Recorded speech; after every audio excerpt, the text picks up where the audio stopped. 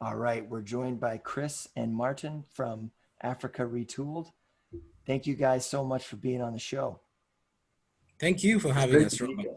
Yeah, so you guys are based out of Kenya, and we started this COVID-19 special because about a year ago, when these will be released, most of the world went into lockdown, and it was a very uncertain time for a lot of people. And I know that when it happened, I really was just kind of thinking about my immediate sort of world, not thinking about people, all around and stuff like that. And I thought that it would be a good way to sort of encourage people to hear from different people all over the world about how their experiences have been. So you guys are based out of Kenya. How has where you live responded to COVID-19? So I think the response has been interesting from last year into this year. There's been many shifts from different industries. The country in itself, started out with a lockdown, not just globally, but even within the country. We had lockdowns from one city to the next city. The country is divided up into counties, and we have 47 counties. So there was a point where we couldn't travel out of the capital city, Nairobi, and the other city, Mombasa and Kisumu. So traveling across those was completely prohibited because those were sort of hot zones. Nairobi being the main port of entry for most international flights. So that was closed up pretty quick. And the economy, you can imagine, then took quite a hit. Most businesses also responded well, getting their people to stay home, getting their people to just take care of themselves wherever they were. Um, Insurance didn't kick in for quite a while, and so some companies were trying to help out people who were getting sick, trying to help them out with paying off some of the bills. But it was tough. It was a really tough time through that process, and just not knowing what to do, how long this will last. I mean, that was the one thing that was fluid across the globe. We had no idea when this will end, Yeah. when we'll see our loved ones again, and all of that. Yeah, like what's the next step going to be? Because Mhm. Nairobi and Mombasa, those are like the economic sort of centers of Kenya, and Correct. kind of for most of Africa too, if I'm not mistaken. Like Kenya is the richest country in Africa. Is that true? So not quite, not Okay. quite. I wish we were. So Kenya is an economic powerhouse. It Mm-hmm. is the biggest economy in East Africa. You So said so okay. Africa is divided into five portions. So you have the West Africa, North Africa, then you have Central Africa, then you move into East Africa and South Africa, or Okay. Southern Africa, because South Africa is a country on its own. And so South Africa is the biggest economy on the continent. Right. Second is Nigeria, also by population, and then Kenya, East Africa. But Egypt is also a bit more of an advanced African economy. So if you look at the port of entry into the Eastern and Central Africa region, then you have the port of Mombasa being Mm-hmm. our shipping route, and that's a very important route coming down from China into the rest of the continent. Right. So we come before the port of East London and Durban in Southern Africa. And so it's that important route from the east, the trading route. And then coming from the west, the important trading route would be through Cape Town and then coming up down into East Africa. So we are an important hub from a communication standpoint Yeah. into the rest of the continent. So I think we're the fourth largest economy, if I'm not wrong, but I stand to be corrected on that. South Africa being the first. And my apologies, my knowledge of the African continent in terms of politically and economically is really just not where it should be. So if I No, I say guess some, no, Robert. It's totally fine. I think that's why we're having a conversation today, so that your listeners and everyone really can learn a little bit more about something they don't know. yes, So Exactly. some interesting stats I was looking at before I came into the call. So Africa is actually United States, China, India, parts of Western Europe combined in terms of size. right, 30 million kilometers squared. And I don't know how many those are in miles squared. But From Northern it's Africa to South Africa. yes, from Yeah. Northern Africa to Southern Africa. It's actually very large in terms of expanse. And again, Kenya being just one country is very different in some ways from Nigeria, from South Africa. Cultures are different. So within Kenya alone, we have over 50 tribes. And tribes are just, I don't know what the equivalent would be in the States, but different towns within Texas that would have different cultures and probably even different language. Yeah, so it's quite interesting. It's quite diverse in terms of culture and experiences, if you like. I think, and I'm going to try a comparison here, but in America, there were the indigenous Americans that lived here before Right. colonizers, settlers came. Exactly. And when when they first came, they're like, oh, these are Indians, thinking that it was India that they had landed on, because they're obviously not very, Exactly. they're thinking myopically, of course. Exactly. But what they were seeing was not one unified people. It was a myriad of nations. And that's Correct. why in Canada, we call them First Nations. So when we talk about tribes, it's like each tribe is a distinct nation unto itself, much like Scotland and England or Germany and Austria are. Yeah, Right. yeah. So in Africa, it's interesting because there's a nation called Kenya, but even within Kenya itself, we actually have tribes, which again for us for foreigner, it's interesting when you come in and you can't particularly tell the difference in terms of even physique, but we living here can actually tell you this guy is from that tribe based on the color, based on the just small little nuances. Right. And we can even go further and tell you this guy looks like a Southern African, this guy looks like a West African, just by little subtle things. It's funny because British accents are like that. You can, based on their accent, you can kind of find out what street they're from, because there's so many nuance in how they speak. Absolutely. Whereas when I talk, people are like, where are you from? Because I really like to enunciate my vowels, like Right. that's how Canadians speak, or Right. Western Canadians. Now, Right. the other thing about that is the borders of nations, right? For example, the border of Kenya, it's kind of arbitrary, because the nations the tribes that live there, they weren't confined to the borders of Kenya, much like, unfortunately, Westerners like myself who are uneducated on the matter, they thought, okay, so Kenya is just relegated to this area, but really the various tribes, they were going in between there, right? Like they weren't confined to the contemporary borders of Kenya. So that would have changed. I mean, you will definitely have people at the border who would have similar cultures because of proximity, even Right. possibly language, but administratively they're different countries, and therefore, even if we're similar in terms of language or even culture, we will not be allowed to just cross over. You'd actually have to go through a proper border patrol, or I don't know, equivalent immigration control. And the minute you cross over, then everything else is different. You're in a different country. Yes. So the borders actually are now very well defined, Yes. thanks to someone in the past. And what I meant, sorry, is that, for example, back to indigenous Americans, that if you're Blackfoot, which was the name of the nation, your tribe was literally split between America and Canada. So this artificial border comes in, and you're like, well, hold on, my traditional land is over there, and I have to cross this artificial border.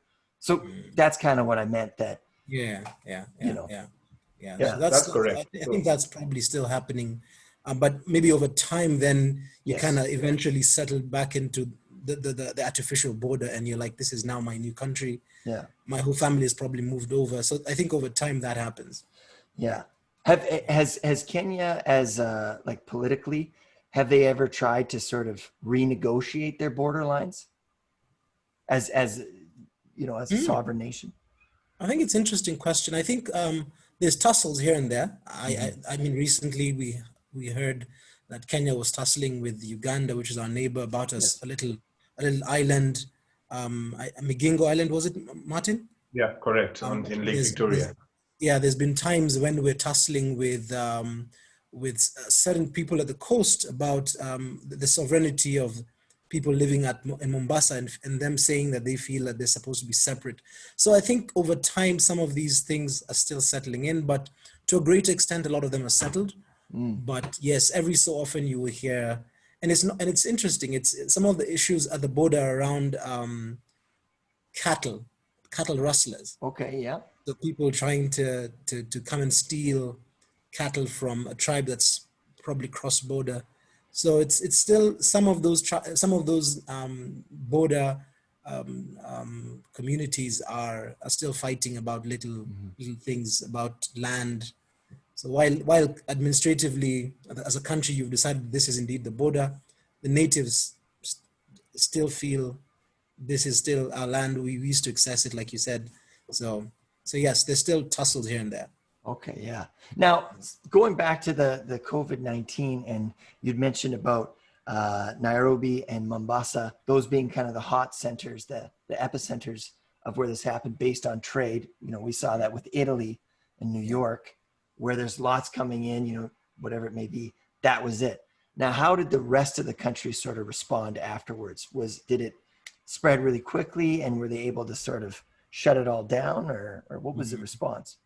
Yeah. So like Martin said, initially, considering that these two towns are indeed the main entry points, Yeah. There were significant spikes, especially in Nairobi and Mombasa. And so initially the country was trying to contain it by controlling travel into these other counties, which had not experienced that much, had not seen that many cases. But over time, you know, with humans, you can't contain them for too long. Yeah. So while the country tried to contain it, at some point they lifted the ban. And so we began to see the numbers now increasing across the country. Right. So like Martin said, I mean, no one really thought this thing was going to stay with us long term. Yeah. I mean, probably the scientists knew, but we were all being optimistic and thinking, surely there's no possible way this thing is going to be with us a whole year. But it stayed with us. Well, so yeah, over time, the country, it's just permeated. And so now, I mean, you know, the science of this pandemics, it's now in the community, it's with all of us now. So, but I think Nairobi and Mombasa still remains the epicenter in terms of numbers. Now, for yourselves, how have you guys and your families responded to COVID-19? What have you gotten have you learned anything from it? No. Martin? Yeah, I'd say it's been an interesting journey. We've all had our different run-ins, let me put it that way, with the pandemic. I was traveling in March, just came back into the country from New York, and I quarantined for 25 days. Right. So just myself and my wife, and so that was interesting because you know you've come from traveling for a long time. Normally your family would expect to see you, yes, see what was happening out there and all of that, but then they couldn't, and so when they came over, you could only see me from outside the apartment, and you're talking over the balcony to people who you'd normally be sitting down and sharing a meal with. But over time, all of us have sort of been able to take care of each other and restrict access, let's say, to our parents, restrict access to the older folks in our families, and even to each other. I think we were seeing each other possibly after July, August there. That's when we were actually meeting in person per se. So we really tried to keep it that way. We are lucky in the sense that we have had things like delivery services have really grown in the country.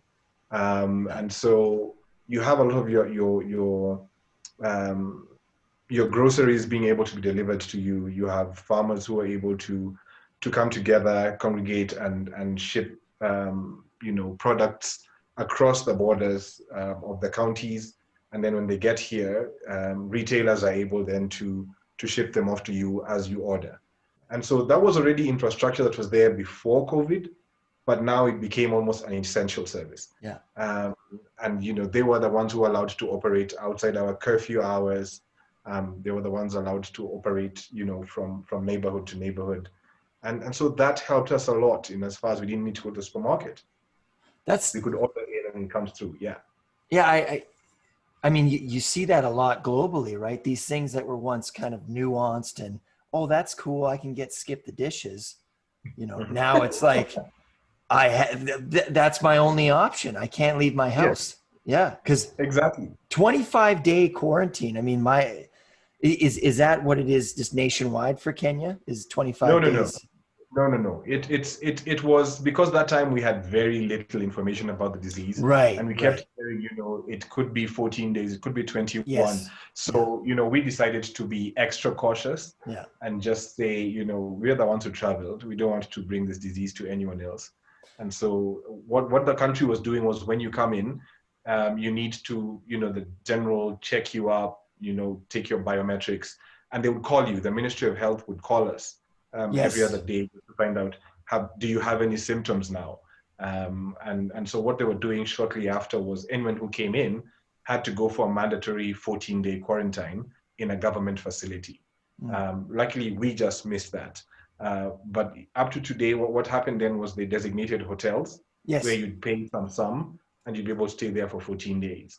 That has changed now, of course, looking at needing you to have a PCR test that's digitized, and there's a digital certificate which is issued, and that's how you can travel through the territory of Kenya. Okay. Yeah. And Robert, I think interesting for your audience to learn about this region, at least Kenya. We've actually not experienced it as bad as other countries are experiencing it in our view. Just to give you a sense as to the numbers. So we're looking at in total since the beginning, the recorded numbers are about 104,000 cases. Okay. And those 85,000 have recovered. And in terms of deaths, you're looking at only about 1,800. Right. 1,800 compared to some of the nations that you know what it's like in some of the other countries. Yeah. So what that then translates to is that on the ground, and there's some reasons why it's like that. We have a much younger population in Africa generally. Number one, we like to joke that Africa sometimes has been left behind so many times. For once, God is being kind and not letting this pandemic take a hold. Take a hold. But yeah, so for once, it's interesting that it's not been as bad. So you will see then at the beginning, while everyone was a bit scared about the disease, over time, at least in Kenya, the fear has reduced. We've kind of learned how to manage it. People around us, some relatives have indeed gotten COVID and recovered, and it wasn't as bad. We have lost some friends and family, but over time, the numbers are not justifying people hiding themselves in the house. Yes. Yeah. So it's not as bad as what we're hearing and seeing with our friends out there in the West and in the East. Yeah. To a great extent, we're still having small get-togethers. We're still trying to wear the masks where we can. Little bars are indeed open, but we have the curfew from 10 p.m. to 4 a.m. You want to talk about the curfew? Well, I was just going to say, it's funny how here the bars are open, but I can't drink a beer with my friend in my backyard, right? You can't have anybody over, but I could go to a bar and meet with them. Yeah. It's sort of like you start to see, okay, there's a piece of this that we need to preserve our economies, right? That's why they have certain, they have restaurants open, but you can't have people at your house. It's the sort of risk reward aspect of it, right? And again, this is kind of talking about going into your show, Africa Retooled, and looking at economies, because globalization is a thing. We now are in this sort of market, this world GDP, where we're all contributing something. So if we all just individually okay, that's it. We're not trading with anybody. I can only live off maple syrup for so long. Correct. Right. You know, we're all contributing. You know, we're stepping into this strange singularity of markets where we need everybody, right? Correct. At least Correct. Western countries need everybody. You sort of see what I'm saying? There is a dependency. There's no question about the fact. I mean, we talk about Thomas Friedman's "The world is flat." We indeed are a flat world today. Yes. Today, for instance, we talk about East Africa being the heart of financial services in the world. Yeah. So when you come to Kenya one day, Robert, you'll see something called M-Pesa. M-Pesa is a platform that allows you to transact. I'd go into a store and just send money to the till through my phone. It's like you have a mobile wallet. Right. And we have new tons of those apps in the country, and it's really the heart of financial services. And the skill set sitting here is serving the globe. We were consulting for Facebook, consulting for Google, if you like. So the world has become, and opportunities have now opened up. Sitting in Nairobi, I can access a course in Carnegie Mellon and not have to go there. Yeah. So I could learn anything sitting here. You and I are talking thousands of miles apart right now, and we're exchanging ideas. That wasn't very possible a couple of years ago. So the world is indeed becoming smaller, but more importantly, the opportunity to leverage the economic opportunities has also increased, and it's also becoming flat. You don't need to leave Kenya to enjoy certain things and certain economic benefits. So African Retooled is riding on that concept where we're saying the continent for the longest time has only looked to the West and the East to learn about the future. But this is one time when we feel the continent can indeed share it in its stories and prepare itself for the future and share in its ideas and prepare itself for the future. So the future of and I love how you described it it's Africa Retooled is a podcast about rethinking, reimagining, not just in Kenya, but around the world, how to rethink where you are immediately, where you are, right? Right. And, Exactly. and the importance of that is because we're starting to see the power of one. We're all starting to see that we individually, we contribute to a great collective, right? But we're all in this. We all have something to offer. And there's a fusion that's happening, I think. Like, yes, I'm Canadian and, I'm a Western Canadian, I'm from BC, but again, I'm getting influences from all over the world that is kind of creating my identity, both economic and individual. Right. Yeah. Right. What do you guys think about that in terms of the sense of there's becoming a fusion of sort of who we are and what we are globally? I think more, because of the proliferation of technology, today what I consume is global. Yes. I don't consume necessarily Kenyan content. So when you talk about maple syrup, it's not a foreign concept to me. It's something it's in my stores. When you talk about pop culture, while there's Kenyan pop culture, there's also global pop culture now. Yeah. We all understand who Beyonce is. We all know Trudeau very well, and we whenever there's a scandal between him and Melania, we all consume it and we talk about it. Right. Right. It's Trump. Trump. Yeah, it's not Canadian stories, it's global stories. Yes. Whenever the Ayatollah does something, it's we all consuming it, we're talking about it. So it's an interesting place in the world we are in today, because we're all consuming the same stuff because technology has made it so easy. And sorry, yeah. go ahead. No, you carry on. Well, I was just going to say, and it's less abstract than it was before. Like now, for example, I was talking to a guy from Nigeria, and there's been quite a bit going on there politically. And it's almost like I feel like I'm closer to it than if it's on the news and it's like, okay, here's 30 seconds of what's happening over here. It's more like I'm talking to this person who is involved in this, right?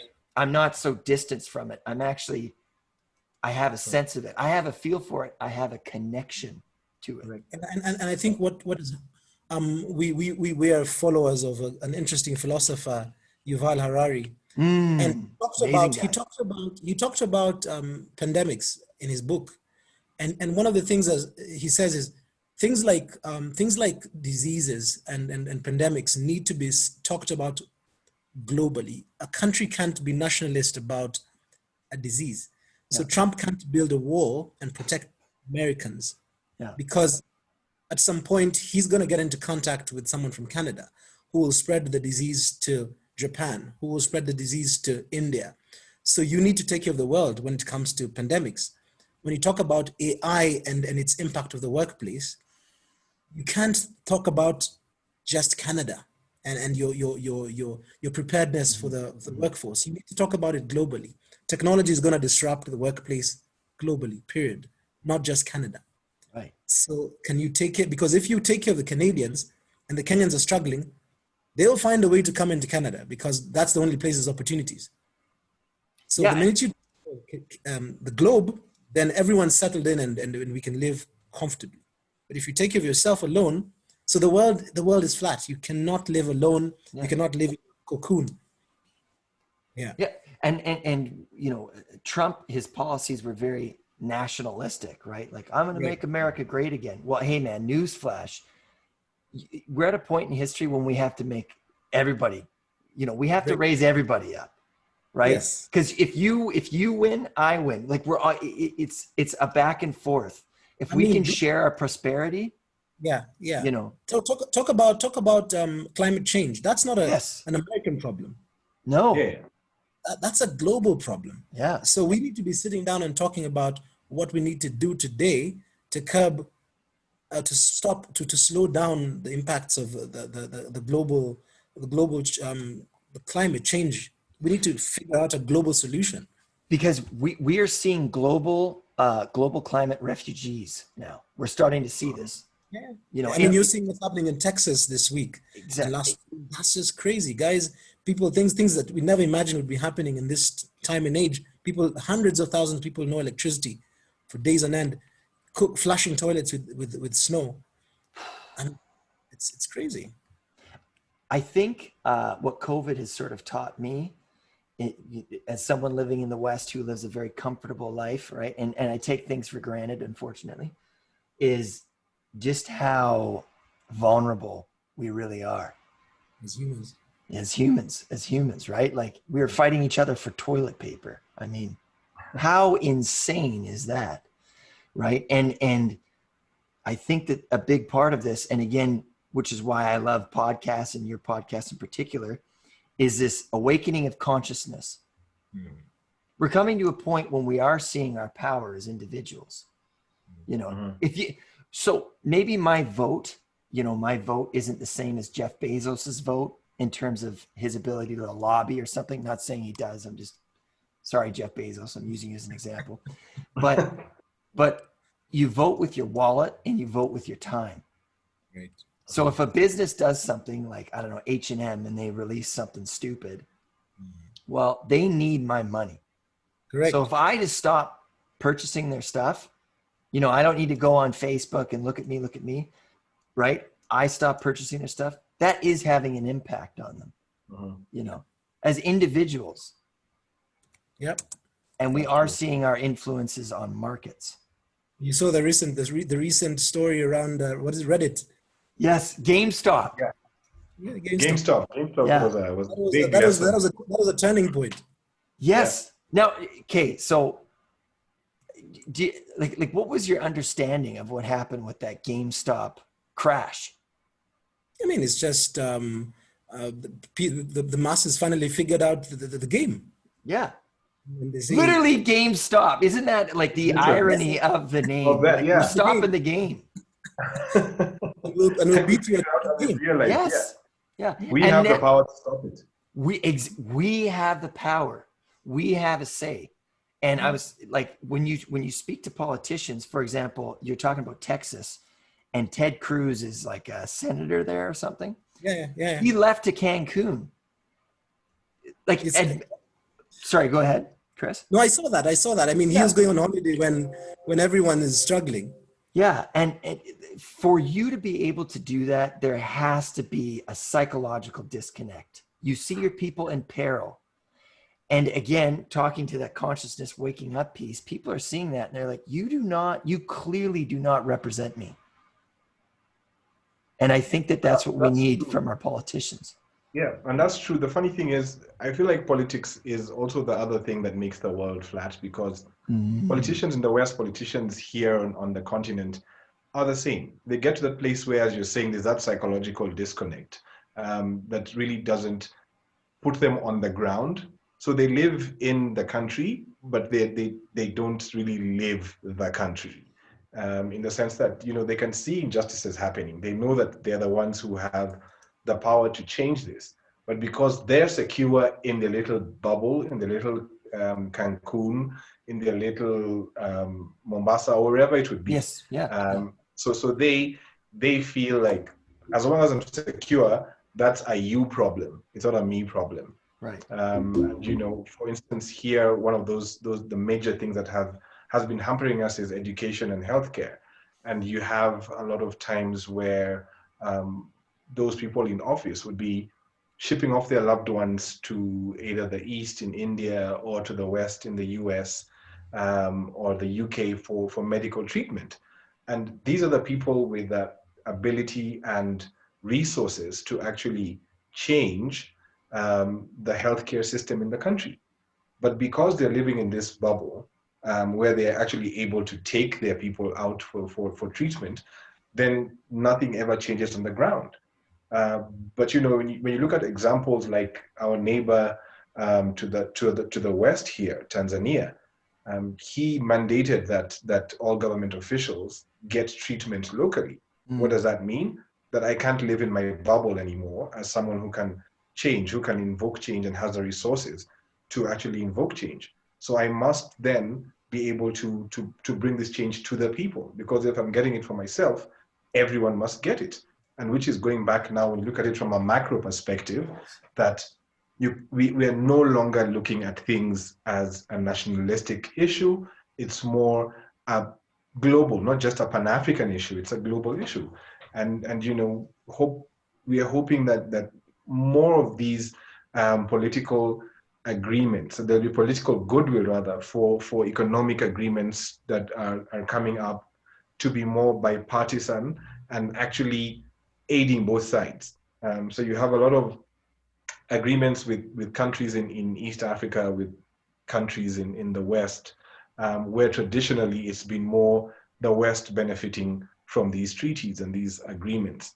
But you know, that's slowly changing as we are now waking up. The people are now waking up and saying, hey, hold on, we own these resources and we can actually say no to them being moved or being taken advantage of in ways that are not beneficial to us.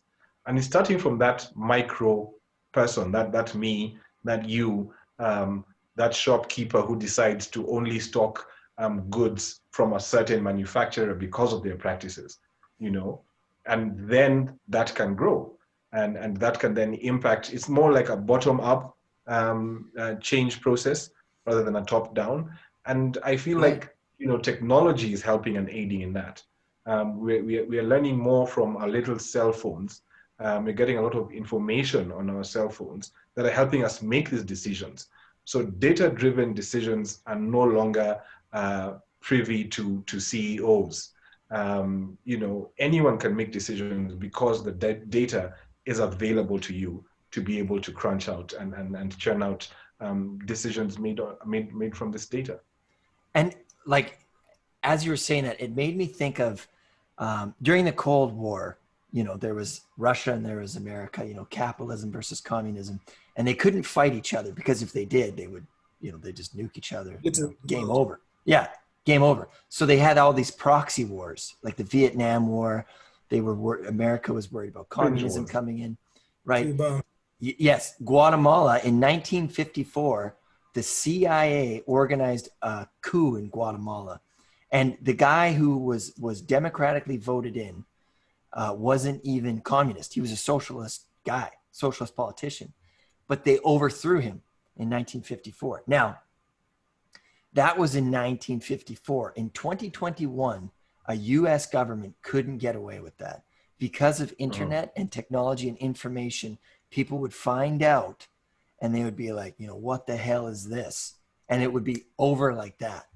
And I think that Martin, you were kind of mentioning this point of, as individuals, as humans, we're receiving information that can better inform our decisions. And I think that is kind of what COVID has sort of helped us do, is we've sort of retreated into our cocoons for a little bit, and we could only watch so many cat videos before we're like, hey, you know, maybe I should kind of read about what's going on in the world. For example, like last year, I read so much, like I read Sapiens by Yuval Harari, and I was like, it was like mind opening. So what was for you guys as individuals, what was your sort of aha moment that you're like, okay, hold on, I'm not thinking like that anymore, I'm thinking individually? I think for us, we've constantly, I don't know, it's by virtue of our exposure. We Martin and I have been very fortunate to study abroad. I've lived in France. Martin has lived in South Africa, has lived in Malaysia. So we've been very fortunate, and to travel, we've traveled to the West as well a couple of times back and forth. So we don't see ourselves as Kenyan citizens. We see ourselves as global citizens. Right. And so what then that means is that you begin to, your mind is not limited by what the little things that are happening and the little things that are exposed to you. Africa and Kenya, Africa has constantly been pictured or narrated as a place with only bad things happening. So because we know what drives the world, we know that CNN, and I mean, again, no offense to CNN, I love them to bits, but all these media houses thrive on having stories which will be sensational. Yes, sensationalism, right? Yeah. And so we understand that. We understand it's business. It's commerce that's driving their behavior. So we will not then let their stories and whatever it is that they throw at us define how we think. So we've always, and Martin, correct me if I'm wrong, we've always had our own way of thinking and challenging status quo. We challenge, and we know that there's been injustices that are meted upon Africa in the past. And if you read history, there's been injustices. And it's also business, fair game. You were smarter in the negotiation table. You came with, you've read Guns, Germs, and Steel. Yes. Yeah, and it's fair game. You had better technology at some point, so you come through. I'll raise my hands, and you plunder. So it's just about, so the world is now, I think there's an evolution going, and everyone has gone through that stage where at some point the Spanish were the greatest conquerors. At some point the Italians, the Romans were so it's just a cycle. And so long as you think like that, so long as you think broadly, then you don't limit yourself. You know, like that's such a great point, and I love that quote. I'm going to steal that quote from you, but I'll cite you, of course, Chris. But commerce drives behavior. Yeah. And that's like, if you look at history, you know, you're right. Economics, whatever be it religion, be it free markets, right? That is what drives behavior.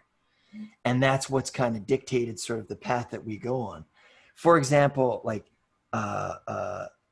we talk about humanism, but a lot of people, you know, we can't help but talk about race, you know, black, white, Asian, whatever it may be. But as long as I'm thinking just about, you know, white people or Asian people, but not thinking about people in general, I will always be stuck. Absolutely. You'll never get ahead if you're just thinking about your quote unquote race. And that's why we need to start thinking on a humanistic level. Like you say, you're a global citizen. You're right. We're all global citizens. But if we keep just thinking, we do have to think about the local, right? But we do also, in order to benefit the local, we have to include the global. Yeah. And I think for me, being a proponent of diversity is, think about how many things you miss out on when you lock out a different demographic. Yeah. Maybe my soulmate is a Chinese sitting in Myanmar or sitting in America somewhere, just because I've locked my mind to the fact that I don't want to hear from anyone who's different from me. Maybe that one idea, maybe the person who could really love me Yeah. is from a different race. Yeah. I think why I admire America is because America has been able to leverage the diversity of its people. So today at NASA, I'm told Mandarin is one of the formal languages there. Because you're like, you can't do away with the Chinese. These are some of these guys are really smart. This is a future. Look at the helm of Microsoft. It's an Indian. Right. I mean, this guy is a leader. He's amazing. He's a visionary. Had Bill Gates locked himself to his white Yeah. the white people, then he'd limit himself in terms of finding a leader who he can hand over the company to. I mean, I think you can think of many. That's a thesis statement. One of the thesis statements of Guns, Germs, and Steel is if you're just going to have this, exclusive group, well, guess what? You're going to get your ass kicked in the future because people are going to be sharing ideas. And do you think they're going to include you? No, because you are exclusive. And that's kind of what we've seen in revolutions, like King Louis XIV. He got his ass kicked because he wasn't listening. Yeah, they weren't listening. Yeah. Is it Marie Antoinette was the wife? Yes. Yeah, and she was living her life hoity-toity. The people couldn't take it. They didn't have food. Yeah. And when we don't listen, and that's why we are living at truly, we're living in the Star Trek of society. Star Trek, how they had all these different, we're all just trying to figure this out, right? We're getting to that point where we're seeing that, we have to work together, because if we don't, we will destroy ourselves, because that's the path that we're going on.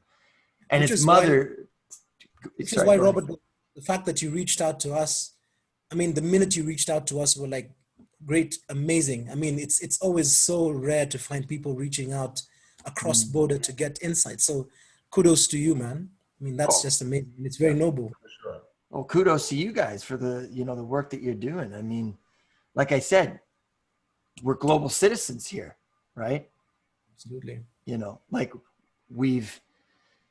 I was talking to an indigenous leader, and he's an MLA where I live.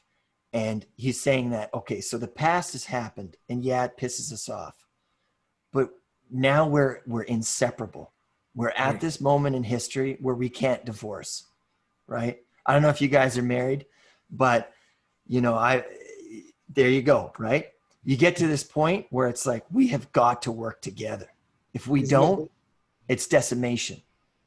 We both lose. And who prospers are the lawyers when we divorce, by the way. But anyways, we have to work together.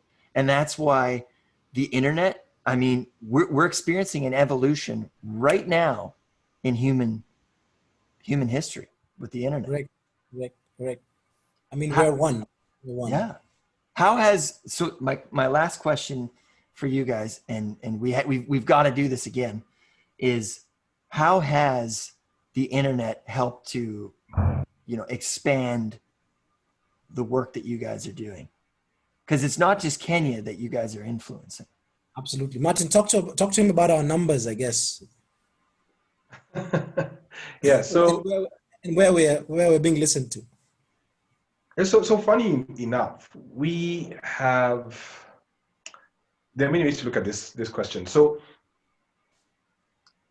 Chris and I have engaged in discussions for a long time, and there have been discussions that are between him and I, and we are both talent acquisition experts. And so what we were seeing was that there was a huge gap between the talent we were finding and the need for that talent, or the type of talent needed by organizations. And we thought, what can we do about this? And so we said, we're having these small conversations, but now things have changed so much because of technology. We're able to set up our own, let's call it a radio show or a radio station, and be heard by a lot of people. So Yeah. we're letting people eavesdrop on our conversations, and we can talk to other people who are even more knowledgeable about this and have people listen in. And the only thing that stops this message from getting anywhere is someone's interest. It's Yes. it's no longer about a geographical boundary. Yeah. So we are completely boundaryless. And so if you have an interest and you have a question that you're asking yourself about what is, how are leaders in Africa or in Kenya dealing with a crisis? African Retooled has something for you. Right. And you could be sitting in India and asking yourself that question. And we have provided now that answer and put it on the internet, and you can access it. Before, you might have to have thought about, okay, who's my network in Kenya? Yeah. Who can I call? What's the cost of a call into this region? Look at this conversation we're having. We could not have had an hour conversation a few years ago on the telephone because of the cost.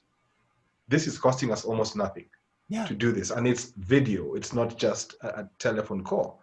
And we are able to do this. We grew from our first episode. I think the first time we ever did anything, first day we had about 30 downloads. In the first week, it grew to about 70, and now on first day of release, most of the time we have about 150 downloads, and it grows 500 in about a week's time. Currently, we've been listened to by 9,500 people globally. We have a huge chunk of people in the US listening in. We have people in the UAE. We have people down in South Africa. We have people in Uganda, Tanzania. We have people in India listening into us. We have people in Australia listening to us. Japan, bro. So, people in Rome. So it's all really strange places. Yeah, very strange places. Like when we look at our statistics, you're like, wait, who's listening at this place? And how do they know about this? It's because the internet is simply, I type in a question and I'll get an answer. It doesn't matter who's answering. African Retooled is one of the answers, and we pop up there, and so I consume that answer. Doesn't matter where it came from. From a long time ago, it would be, I need to get the answer from this place. Now we just type the question. Doesn't matter where it's coming from. I'll consume it, and I'll decide then moving forward how to make use of this information that I'm getting. What is the? Oh, sorry. Go ahead, Chris. No, I was just going to say, Martin, you have a listener in Kuwait. You have a listener in Lebanon, Turkey, South Korea. I was hoping to see North Korea here, but no. Not yet. Their internet regulations might be a little more stringent. Yeah, they are. Now, likely. So kind of what I'm picking up again is a sort of destabilization of centralized politics, economics. Like there's a destabilization of the power it's soon to not just be held by the few, right? That's kind of what I'm picking up. Yes. What do you think is the future of that? And I promise this is my last question, but I love what I'm hearing. So that's a philosophical question, because then it forces you to think really. I mean, with boundaries being shattered. Yes. With when we started off and we said pop culture is global now. So what does that then mean for the future in terms of our ideals? So for instance, I mean, there's certain countries that are still closed in. So the communists still think in a particular way, but more and more with people finding creative ways. So if you're in China, if you have a VPN, you can find creative ways. So all these ideas that were rammed into you as you were growing up begin to be challenged. And so my philosophical view is then you begin to have a flat view of things. Yes. Is that we begin to have a global philosophy of how things should be. Now the question is who's holding the microphone, and whose microphone is loudest, so that will then proliferate globally. That's my fear. That the one, and then there's AI, which the question around is there really something called beauty is in the eyes of the beholder? Do you actually have choice anymore? Because it's really about what I flash at you, Robert, every morning in front of your computer. Right. That's what's gonna become how you think. That algorithm. Yeah. Yes. So that's what I fear, that the more that boundaries are being obviously shattering, but then that person who has a very loud microphone will push his ideals globally. Yes. And depending on whether or not that person is a good person or a bad person, or if their values are, then that becomes mainstay. That's my view. Martin? I couldn't agree more. It's a good thing and a dangerous thing at the same Yes. time. And so the same speed with which I am able to take control of the narrative is the same speed at which whoever is receiving the narrative needs to be able to digest it and make decisions on it. And so, as an individual, if I am not reading, I will get lost. If I am not consuming information for myself and getting to a place where I can actually make decisions for myself and not by the narrative owner, then I will get lost in this whole myriad of change. And I'll be a zombie, really. Yes. Well, what's interesting is we're starting to see countries like, for example, in India, there's a farmers' protest happening right now, and the Indian government has responded by trying to take control of the internet, and that's kind of my concern, right? Is that governments will start to try and control the accessibility of individuals of accessing the internet and thus information. Sorry, Chris, So you're it's going to say something? happening a lot so this just, Uganda just did the elections. The President Museveni shut down the whole internet infrastructure. Yeah. In Ethiopia, they do that all the time. There's constantly a state of emergency, so they always pull down the wires. So that's just, and this is in some of the more extreme countries, obviously. Yeah. But that is, I mean, who's to say it can't also land in Canada one day when you have a guy who's less likable than Trudeau? And that's just it, right? If it can happen, like this is what I'm understanding of history and of our consciousness, social consciousness. If it can happen there, it can happen here.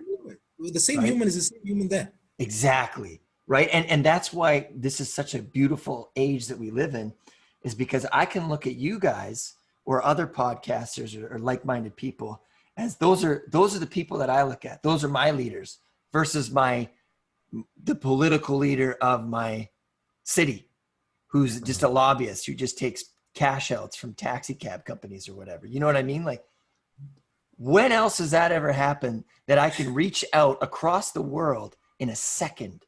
Yes. Right? I mean, it's scary. It is. It's uncertain. Yeah, right? It's uncertain. Yeah. So guys, thank you, man. Thank you so much for your time. We've got to do this again. Absolutely. I've enjoyed talking to you, Robert. Thank you. Me as well. Thank you, Chris. It's been great, Thank you, Robert. Martin. Thank you. It's been great. Thank you, guys. All right. Let us know how it goes. All the best with this episode. Yes. Yeah. Thank you.